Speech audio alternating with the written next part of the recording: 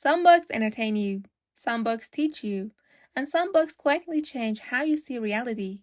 1984 is one of them. Hey everyone, welcome back to Bookshot.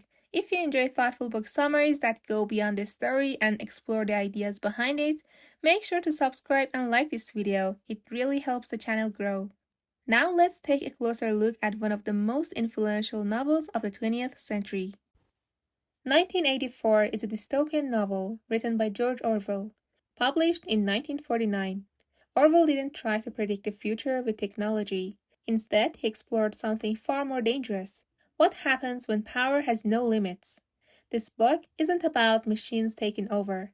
It's about systems, fear, and control, and how easily people can be shaped when truth disappears. The Word of 1984. This story takes place in Oceania, a totalitarian state ruled by a single party. At the center of everything is Big Brother, a figure who may or may not even exist. Posters are everywhere. Screens are everywhere. You're always being watched. Privacy doesn't exist. Silence doesn't exist. Even thinking can be a crime. Main character, Winston Smith. The story follows Winston Smith, a quiet ordinary man who works for the government. His job is terrifyingly simple. He rewrites history. Whenever the party changes its story, Winston edits old newspapers, so the past always agrees with the present. If the party says something never happened, then it never happened. And slowly, Winston begins to ask a dangerous question. What if the party is lying? Thought control and thought crime. In Oceania, the worst crime is not rebellion. It's thinking differently. This is called thought crime. You don't need to act. You don't need to speak. If your face, your body, or your silence reveals doubt, you're guilty. The party doesn't just want obedience.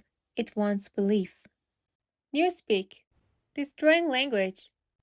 One of the most powerful ideas in 1984 is newspeak.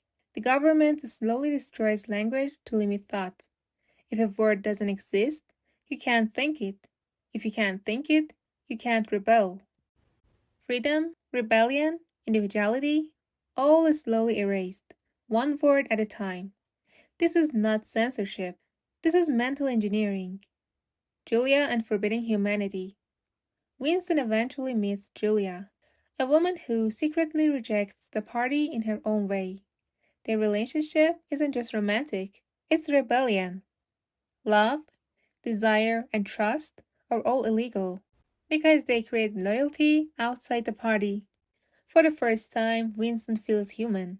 For the first time, he believes freedom might exist. The illusion of resistance. Winston thinks there's an underground resistance movement, a secret group fighting the party. But 1984 asks a brutal question. What if even rebellion is controlled? What if the system is so powerful that it allows you to rebel only to crush you later? The Ministry of Love. Eventually, Winston is arrested. He is taken to the Ministry of Love, a place with no love at all. This is where the party reveals its true goal. Not punishment, not justice, conversion. They don't want Winston dead. They want him empty. Fear, torture, and breaking the mind. Through fear and psychological torture, Winston is pushed to his limit. The party doesn't force lies on him. It forces him to accept lies as truth. If the party says 2 plus 2 equals 5, then it is 5. Reality no longer matters. Only power does. Big Brother wins. In the end, Winston doesn't just obey. He believes. His individuality disappears. His resistance disappears. And the most terrifying moment arrives. He loves Big Brother.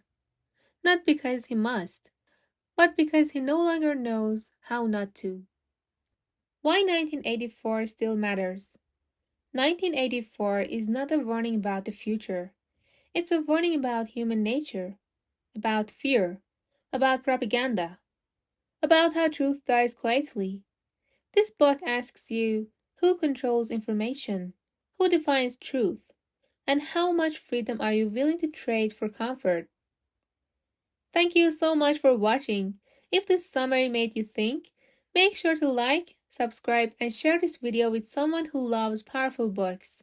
And comment below, do you see any signs of Big Brother in our world today? See you in the next video. Until then, keep reading and keep thinking.